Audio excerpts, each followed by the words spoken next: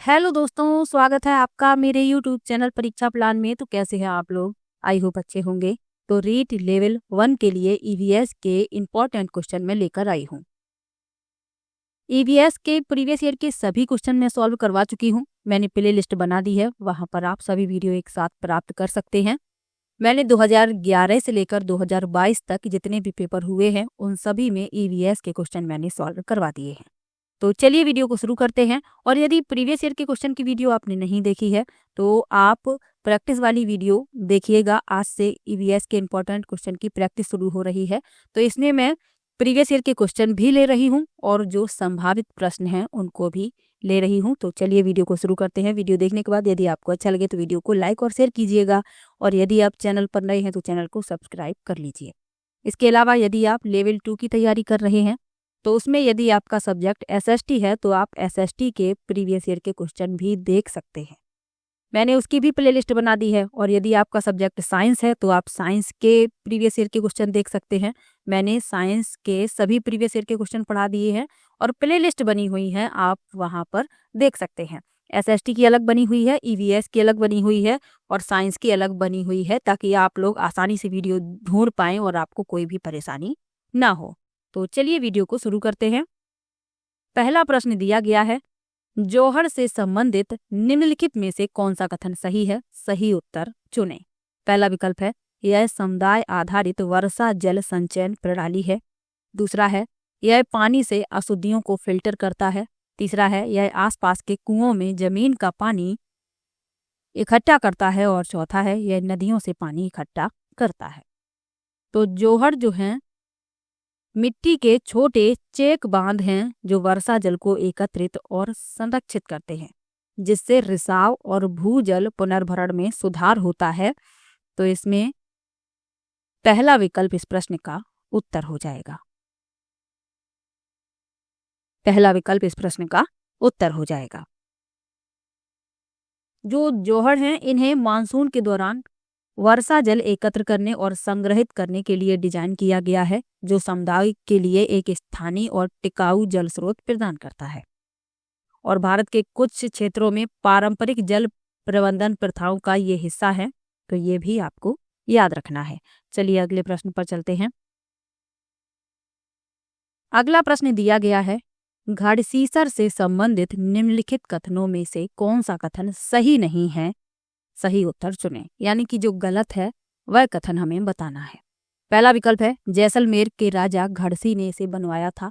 दूसरा है, यह लगभग 650 साल पहले बनाया गया था। तीसरा है, यह 9 तालाबों से जुड़ा हुआ था। और चौथा है, यह तालाब आज भी प्रयोग में है। तो घड़सीसर से संबंधित आपको कुछ महत्वपूर्ण तथ्य याद रखने हैं, क्योंकि इसका संबंध राजस्थान के जैसलमेर से है और ये आपकी परीक्षा में पूछा जा सकता है। तो घड़सीसर को जैसलमेर के राजा घड़सी ने लगभग 650 वर्ष पहले लोगों के साथ मिलकर बनवाया था। मीलों तक फैले घड़सीसर में बारिश का पानी इकट्ठा होता था। इसमें 9 तालाब एक दूसरे से आपस में जुड़े थे। जब पहला तालाब भर जाता तो पानी बहकर नीचे वाले तालाब में चला जाता। जब वह भी भर जाता तो उसके नीचे वाले तालाब में चला जाता। तो इस क्रम से तालाब जुड़े हुए थे। तो 9 तालाब थे, ये इसी प्रकार से भर जाते थे। घड़सीसर के दोनों तरफ पक्के घाट, सजे हुए बरामदे, कमरे, बड़े हॉल हुआ करते थे। लोग यहाँ पर त्योहार मनाने, संगीत तथा नृत्य के कार्यक्रमों के लिए आते थे। तो घड़सीसर के संबंध में आपको इतना याद रखना है। अब इसमें जो कथन गलत है वह बताना है। तो यह तालाब आज भी प्रयोग में है, ये गलत है, क्योंकि आज के समय में घड़सीसर उजड़ सा गया है। 9 तालाबों के रास्ते में मकान और कॉलोनियां बना दी गई हैं। यहाँ इकट्ठा होने वाला पानी अब तालाब की तरफ न जाकर बेकार बह जाता है। तो अब ये प्रयोग में नहीं है, तो यही गलत है और गलत ही पूछा गया है। तो चौथा विकल्प इस प्रश्न का उत्तर हो जाएगा। चलिए अगले प्रश्न पर चलते हैं। अगला प्रश्न दिया गया है, निम्नलिखित अभिकथन ए तथा कारण आर को ध्यान से पढ़ें तथा सही विकल्प का चयन करें। अभिकथन है, अलबरूनी एवं इब्न बतूता जैसे यात्रियों ने भारत से विभिन्न देशों की यात्रा की। कारण दिया गया है, यात्राओं से लोगों को एक दूसरे के विचारों को जानने का अवसर मिलता है।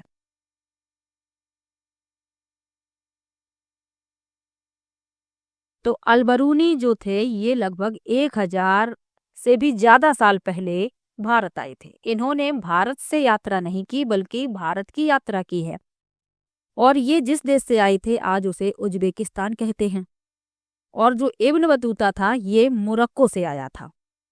अब इसमें जो अभिकथन है ये गलत लिखा हुआ है। क्यों गलत है? क्योंकि इसमें लिखा है अलबरूनी एवं इब्न बतूता जैसे यात्री भारत से विभिन्न देशों की यात्रा की, जबकि इन्होंने भारत की यात्रा की है, अपनी यात्रा को भारत से प्रारंभ नहीं किया, तो अभिकथन गलत हो गया। कारण दिया गया है यात्राओं से लोगों को एक दूसरे के विचारों को जानने का अवसर मिलता है। तो ए गलत किंतु आर सही, यानी कि जो चौथा विकल्प है वही इस प्रश्न का उत्तर हो जाएगा। चलिए अगले प्रश्न पर चलते हैं।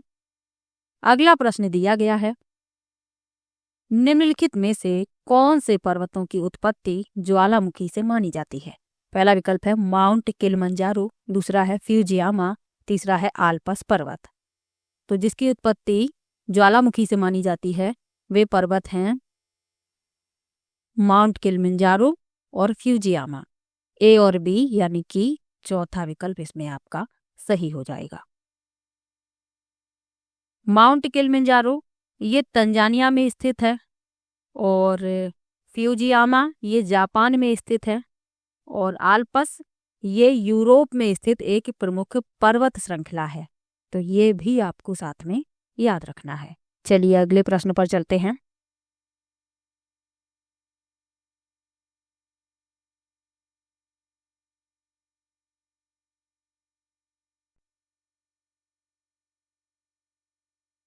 अगला प्रश्न है, राजस्थान में कौन से लोक देवता का संबंध लाछा गुजरी की प्रार्थना से है?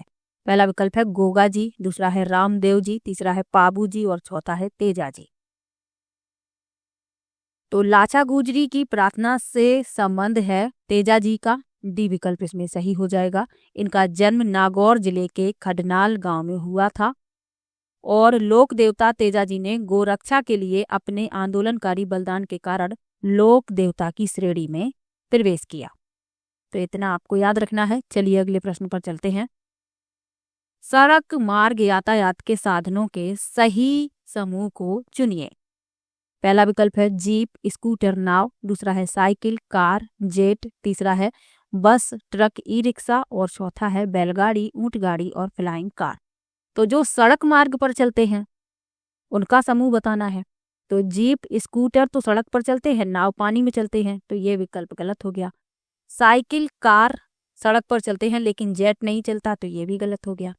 बस, ट्रक, ई रिक्शा ये विकल्प सही है क्योंकि ये तीनों ही सड़क मार्ग पर चलते हैं। चलिए अगले प्रश्न पर चलते हैं। किस रोग के कारण रक्त में प्लेटलेट्स की संख्या कम हो जाती है? पहला विकल्प है चिकन पॉक्स, दूसरा है मधुमेह, तीसरा है अमीबाएसिस और चौथा है डेंगू। तो प्लेटलेट्स क्या हैं सबसे पहले आपको ये पता होना चाहिए। तो प्लेटलेट्स को थ्रोम्बोसाइट्स भी कहा जाता है और ये मेगाकारियोसाइट्स यानी अस्थि मज्जा में विशेष कोशिकाओं से उत्पन्न कोशिका के टुकड़े होते हैं। प्लेटलेट्स विभिन्न प्रकार के पदार्थों को छोड़ सकते हैं जिनमें से अधिकांश रक्त के जमावट व थक्के में शामिल होते हैं। उनकी संख्या में कमी से थक्के विकार हो सकते हैं जिससे शरीर से रक्त की अत्यधिक हानि हो सकती है, यानी कि रक्त का थक्का नहीं बनेगा तो आपके शरीर का अधिक रक्त बह जाएगा। अब इसमें पूछा गया है कि किस रोग के कारण रक्त में प्लेटलेट्स की संख्या कम हो जाती है, तो वह है डेंगू। डी विकल्प इसमें सही हो जाएगा। अब जो और विकल्प लिखे हुए हैं उनके बारे में जान लीजिए। चिकन पॉक्स ये वायरस से फैलने वाली बीमारी है और मधुमेह जो है सामान्य सीमा से बाहर रक्त शर्करा का स्तर जब हो जाता है सामान्य सीमा से बाहर तो मधुमेह हो जाता है। और अमीबाएसिस तो अमीबाएसिस परजीवी एंट अमीबा हिस्टोलिटिका के कारण होने वाली बीमारी है। चलिए अगले प्रश्न पर चलते हैं। निम्नलिखित में से किसको राजस्थान का मैनचेस्टर कहा जाता है? पहला विकल्प है जयपुर, दूसरा है भीलवाड़ा, तीसरा है नागौर और चौथा है ब्यावर। तो एक वीडियो मैंने बनाई है जिसमें मैंने राजस्थान के बारे में सामान्य जानकारी दी है, जिसमें मैंने मेलों के बारे में बताया है, वन्यजीव अभयारण्य के बारे में बताया है, राष्ट्रीय उद्यान के बारे में बताया है। ये सब कुछ मैंने उस वीडियो में बताया है। तो आप लोग उस वीडियो को देख सकते हैं, आपके कई प्रश्न तैयार हो जाएंगे। अब इसने पूछा गया है कि किसको राजस्थान का मैनचेस्टर कहा जाता है, तो वह है भीलवाड़ा। बी विकल्प इसमें सही हो जाएगा। भीलवाड़ा को टेक्सटाइल सिटी भी कहा जाता है, तो ये भी याद रखिएगा। जयपुर को पिंक सिटी कहा जाता है, और उदयपुर को झीलों का शहर, पूर्व का वेनिस और व्हाइट सिटी कहा जाता है। जोधपुर को नीला शहर कहा जाता है, सन सिटी कहा जाता है। बीकानेर को कैमल सिटी कहा जाता है। जैसलमेर को सुनहरा शहर कहा जाता है। तो ये भी आपको साथ में याद रखने हैं, इनसे भी प्रश्न पूछा जा सकता है।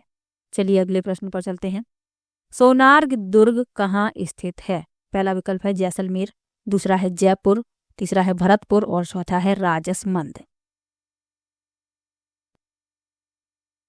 तो सोनार दुर्ग स्थित है जैसलमेर में। ए विकल्प इसमें सही हो जाएगा। तो सोनार दुर्ग को स्वर्ण किला और सोनार किला के नाम से भी जानते हैं, ये भी आपको याद रखना है। और ये यूनेस्को की विश्व धरोहर स्थल में भी शामिल है, तो ये भी आपको याद रखना है। चलिए अगले प्रश्न पर चलते हैं। अगला प्रश्न है, राजस्थान के कौन से समुदाय के लिए वन एवं वन्य प्राणी संरक्षण उनके धार्मिक अनुष्ठान का भाग बन गया है? पहला विकल्प है गुर्जर, दूसरा है सहरिया, तीसरा है बिश्नोई और चौथा है मीणा। तो इस प्रश्न में सी विकल्प सही हो जाएगा, बिश्नोई। एक कहानी आपको याद रखनी है अमृता देवी बिश्नोई की। तो करीब 300 साल पहले की बात है। अमृता जो थी वो राजस्थान में जोधपुर के पास खेजड़ली गांव की रहने वाली थी, और गांव का नाम खेजड़ली इसलिए था क्योंकि यहाँ खेजड़ी के बहुत से वृक्ष थे। तो अमृता देवी बिश्नोई जो थी, इन्हें पेड़ों से बहुत प्यार था, पेड़ों से, जानवरों से इन्हें बहुत प्यार था। तो एक दिन क्या हुआ कि राजा के आदेश पर कुछ लोग पेड़ काटने आए। तो इन पेड़ों को बचाने के लिए अमृता और उनकी बेटियों सहित 300 से अधिक लोगों ने पेड़ों से लिपटकर अपनी जान दे दी। तो ये कहानी आपको याद रखनी है। तो इसीलिए बिश्नोई लोग जो हैं वन और वन्य प्राणी संरक्षण को, यानी कि वन और वन्य प्राणी संरक्षण उनके धार्मिक अनुष्ठान का भाग बन गया है। तो सी विकल्प है सही, ये आपको याद रखना है। चलिए अगले प्रश्न पर चलते हैं। लिखा है हिमाचल प्रदेश में जल संग्रहण की पुरानी संकल्पना का नाम है। पहला विकल्प है सुरंगम, दूसरा है कट्टा, तीसरा है कूल्हे और चौथा है एरेस। तो भारत में जल संचयन एक सदियों पुरानी अवधारणा है। इसका उद्देश्य सतही जल को रोक कर रखना नहीं, बल्कि नीचे के भूजल को रिचार्ज करना है। अब हिमाचल प्रदेश में पूछा गया है जल संग्रहण की पुरानी संकल्पना का नाम। तो हिमाचल प्रदेश के कुछ हिस्सों ने 400 वर्ष पहले कूल्हे नामक नहर सिंचाई की एक स्थानीय प्रणाली विकसित की थी। नदियों में बहने वाले पानी को मानव निर्मित चैनलों में बदल दिया गया, जो इस जल को पहाड़ी के नीचे कई गांवों में ले जाता था। इन कुल्हों में बहने वाले जल का प्रबंधन सभी गांवों में आम सहमति से होता था। तो इसमें सी विकल्प सही हो जाएगा। चलिए अगले प्रश्न पर चलते हैं। लिखा है निम्नलिखित में से वह जयंती चुनिए जो कि चैत्र मास की शुक्ल पक्ष की 13 के दिन मनाई जाती है। पहला विकल्प है महावीर जयंती, दूसरा विकल्प है गांधी जयंती, तीसरा विकल्प है अंबेडकर जयंती और चौथा है हनुमान जयंती। तो चैत्र मास की शुक्ल पक्ष की 13 के दिन मनाई जाती है महावीर जयंती। ए विकल्प इसमें सही हो जाएगा। महावीर को वर्धमान के नाम से भी जाना जाता है। ये जैन धर्म के 24वें तीर्थंकर थे और इनका जन्म 6ठी शताब्दी ईसा पूर्व में हुआ था, ये आपको याद रखना है। गांधी जयंती 2 अक्टूबर को मनाई जाती है। अंबेडकर जयंती 14 अप्रैल को मनाई जाती है। और हनुमान जयंती एक धार्मिक उत्सव है जो भारत में श्रद्धेय हिंदू देवता हनुमान के आगमन का सम्मान करता है, और ये अलग अलग दिनों में इस त्योहार को मनाया जाता है। तो ये भी आपको याद रखना है। चलिए अगले प्रश्न पर चलते हैं। नमामि गंगे अभियान का शुभारंभ कब किया गया था? पहला विकल्प है 2011, दूसरा है 2012, तीसरा है 2013 और चौथा है 2014।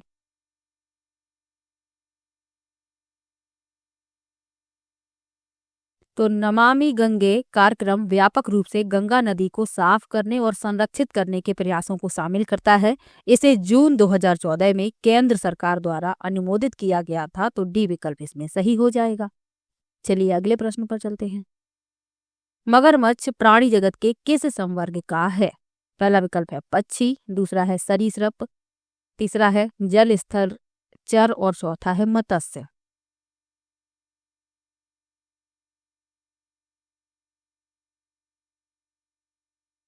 तो मगरमच्छ जो है एनिमेलिया फाइलम कॉर्डेटा और वर्ग सरीसृप से संबंधित है। तो बी विकल्प इसमें सही हो जाएगा। जो सरीसृप होते हैं ये स्थलीय जानवर होते हैं। उनके शरीर जो होता है सूखी और कॉर्नियाफाइड त्वचा एपिडर्मल स्केल या स्कूट से ढका होता है। उनके पास बाहरी कान नहीं होते हैं और इनका जो दिल है आमतौर पर 3 कक्षी होता है, लेकिन मगरमच्छ का दिल जो है 4 कक्षी होता है। ये भी आपको याद रखना है। तो बी विकल्प इसमें सही हो जाएगा।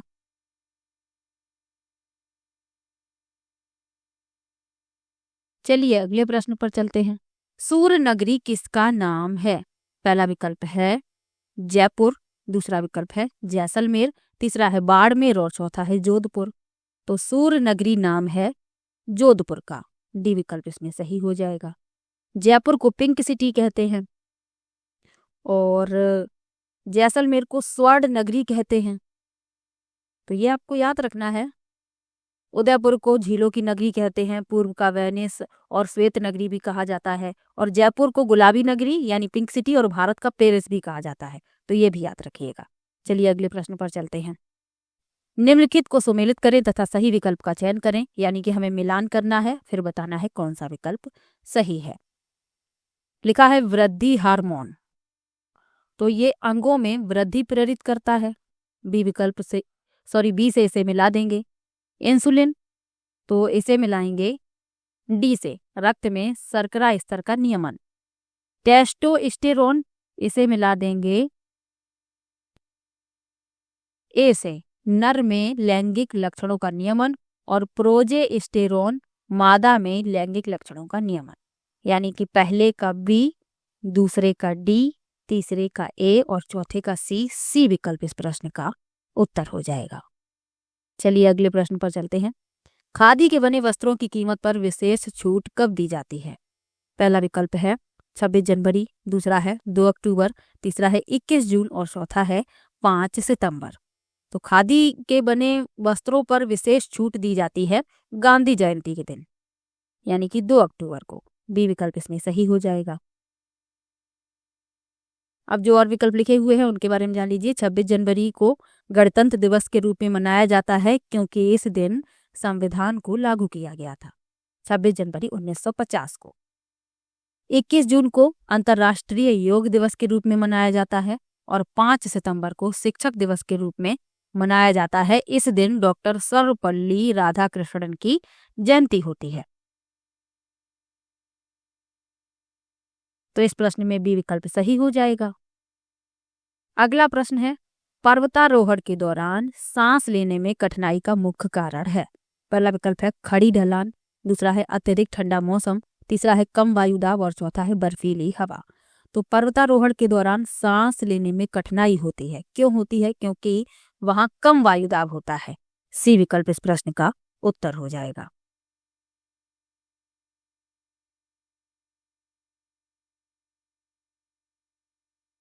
अगला प्रश्न है, निम्नलिखित में से कौन पर्यावरण के अजैविक घटक के अंतर्गत आते हैं? पहला विकल्प है पादप, दूसरा है वायु, तीसरा है जंतु और चौथा है जीवाणु। तो जैविक और अजैविक घटक से प्रश्न पूछा जाता है, तो आपको याद रखना है कि जैविक घटक क्या हैं। तो इसमें उत्पादक, उपभोक्ता, अपघटक शामिल हैं और सभी जीवित चीजों का पर्यावरण में अन्य जीवों पर प्रत्यक्ष या अप्रत्यक्ष प्रभाव पड़ता है। तो जो जीवित हैं और प्रकृति में पाए जाते हैं जैसे पौधे, जानवर, मनुष्य, सूक्ष्म जीव, तो ये सभी जैविक घटक हैं। तो इसमें पादप जैविक है, जंतु जैविक है, जीवाणु जैविक है, वायु अजैविक है। तो यही इस प्रश्न का उत्तर हो जाएगा। तो अजैविक घटक वे होते हैं जो प्रकृति की निर्जीव भौतिक और रासायनिक संरचना बनाते हैं, जैसे भूमि, पत्थर, पानी, ये सभी क्या है, ये अजैविक घटक हैं। तो दोनों ही याद रखने हैं क्योंकि प्रश्न अजैविक से भी पूछा जाता है और जैविक से भी पूछा जाता है। चलिए अगले प्रश्न पर चलते हैं। निम्नलिखित में से रेशम कीट का भोजन कौन सा है? पहला विकल्प है सहसूत की पत्तियां, दूसरा है जामुन की पत्तियां, तीसरा है नीम की पत्तियां और चौथा है आम की पत्तियां। तो रेशम के कीड़े जो होते हैं केवल सहसूत के पत्ते खाते हैं। कीड़ों को नियंत्रित वातावरण में रखकर पूरी प्रक्रिया को नियंत्रित किया जाता है। उन्हें चींटियों, चूहों और बीमारी से बचाना और उन्हें सहसूत के पत्ते खिलाना, क्योंकि सहसूत के पत्तों को खाकर ये प्यूपा पैदा करते हैं। तो ए विकल्प इसमें सही हो जाएगा, सहसूत की पत्तियां। और रेशम कीटों को पालने और उनसे रेशम निकालने की विधि रेशम उत्पादन यानी कि सेरीकल्चर कहलाती है। तो ये भी आपको याद रखना है। चलिए अगले प्रश्न पर चलते हैं। तंबाकू में कौन सा एल्केलॉइड पाया जाता है? पहला विकल्प है कोकेन, दूसरा है कैफीन, तीसरा है निकोटिन और चौथा है मॉर्फिन।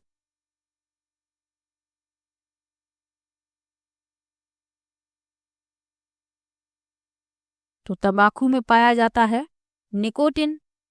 सी विकल्प इसमें सही हो जाएगा। चलिए अगले प्रश्न पर चलते हैं। रेबीज रोग का कारक होता है? पहला विकल्प है वायरस, दूसरा है प्रोटोजोआ, तीसरा है बैक्टीरिया और चौथा है माइकोप्लाज्मा। तो रेबीज एक वायरल रोग है जो कुत्ते जैसे जानवरों के काटने से फैलता है। तो वायरस इसका कारक है। ए विकल्प इसमें सही हो जाएगा। चलिए अगले प्रश्न पर चलते हैं। निम्नलिखित में से कौन सा जल प्रदूषण का मानवीय स्रोत नहीं है? पहला विकल्प है घरेलू बहिस्राव, दूसरा है वाहित मल, तीसरा है औद्योगिक बहिस्राव और चौथा है ह्यूमस पदार्थ। तो पूछा गया है कौन सा जल प्रदूषण का मानवीय स्रोत नहीं है, तो वह है ह्यूमस पदार्थ। डी विकल्प इसमें सही हो जाएगा।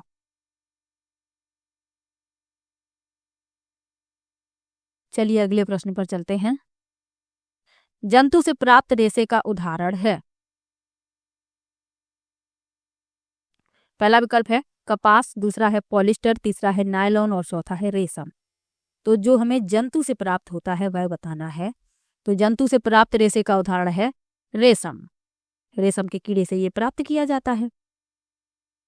रेशे दो प्रकार के होते हैं। प्राकृतिक रेशे जो हमें प्रकृति से प्राप्त होते हैं, पौधों से प्राप्त होते हैं, जानवरों से प्राप्त होते हैं, तो ये कहलाते हैं प्राकृतिक। और एक होते हैं कृत्रिम रेशे जो पौधे या जंतु स्रोतों से प्राप्त नहीं होते बल्कि इन्हें मानव द्वारा निर्मित किया जाता है।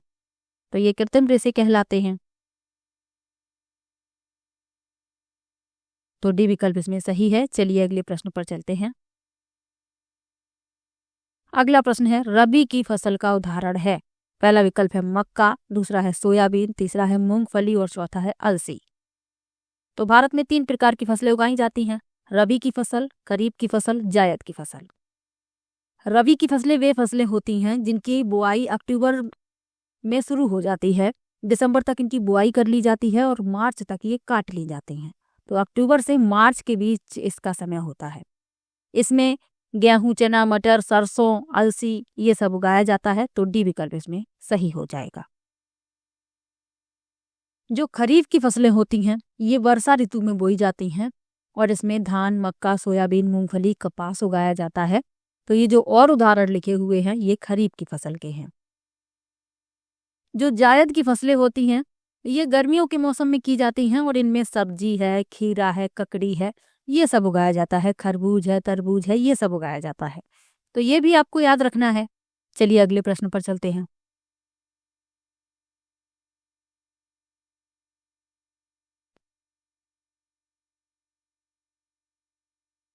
अगला प्रश्न है प्राचीन काल में संदेशों का संचार कौन से माध्यम से होता था? पहला विकल्प है फैक्स, दूसरा है मोबाइल, तीसरा है हरकारे और चौथा है टेलीफोन। तो बात हो रही है प्राचीन काल की। तो ना तब फैक्स की सुविधा थी, ना मोबाइल की, ना टेलीफोन की।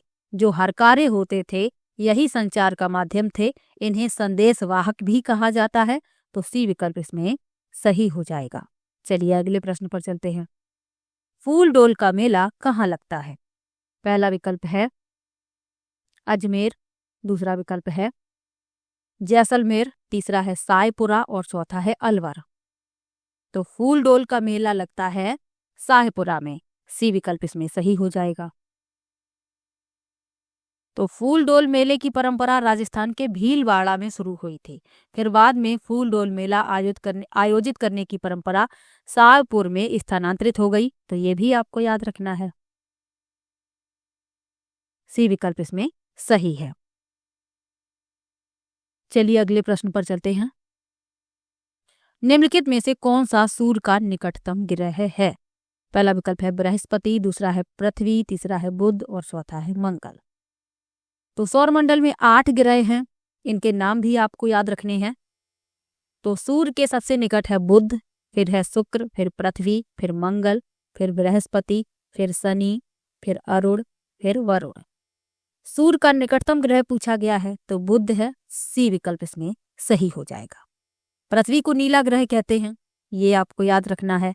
बुध और शुक्र के कोई भी उपग्रह नहीं है, ये भी आपको याद रखना है। और पृथ्वी जो है 5वां सबसे बड़ा ग्रह है, ये भी आपको याद रखना है। और सबसे बड़ा ग्रह है बृहस्पति, तो ये भी आपको याद रखना है। तो साथ में आपको ये सब भी याद रखना है। चलिए अगले प्रश्न पर चलते हैं। अगला प्रश्न है, हमारा राष्ट्रीय पंचांग है। पहला विकल्प है जन गण मन, दूसरा है वंदे मातरम, तीसरा है शिविर पंचांग और चौथा है राष्ट्रीय शक। तो हमारा राष्ट्रीय पंचांग है राष्ट्रीय शक। डी विकल्प इसमें सही हो जाएगा। जनगण मन ये राष्ट्रगान है, वंदे मातरम राष्ट्रगीत है, तो ये भी आपको साथ में याद रखना है। अगला प्रश्न दिया गया है, दिए गए कथनों को ध्यानपूर्वक पढ़ें और सही विकल्प चुनें। अभी कथन है, हम अधिक ऊंचाई की तुलना में समुद्र तल पर आसानी से खाना पका सकते हैं। कारण दिया गया है अधिक ऊंचाई पर क्वथनांक बढ़ जाता है। अब इसमें जो सही विकल्प है वह बताना है। तो हम अधिक ऊंचाई की तुलना में समुद्र तल पर आसानी से खाना पका सकते हैं, ये अभिकथन बिल्कुल सही है। कारण दिया गया है कि अधिक ऊंचाई पर क्वथनांक बढ़ जाता है, तो ये गलत है, क्योंकि अधिक ऊंचाई पर वायुमंडलीय दबाव कम होता है, जिसका अर्थ है कि पानी अधिक तापमान पर नहीं बल्कि कम तापमान पर उबलता है, यानी कि अधिक ऊंचाई पर क्वथनांक कम हो जाता है, बढ़ता नहीं है। तो ये गलत हो गया। तो इसमें ए सत्य है लेकिन आर असत्य है, तो तीसरा विकल्प इस प्रश्न का उत्तर हो जाएगा। तो आज की वीडियो में मैंने कुल 30 प्रश्न लिए हैं। किसी भी प्रश्न में आपको डाउट हो आप कमेंट बॉक्स में ज़रूर लिखिएगा। मैं सभी का कमेंट पढ़ती हूँ, सभी को रिप्लाई भी देती हूँ। और वीडियो को ज़्यादा से ज़्यादा शेयर कीजिएगा ताकि ये सभी ज़रूरतमंद लोगों के पास पहुँच सके। तो मिलते हैं नेक्स्ट वीडियो में, तब तक के लिए बाय बाय।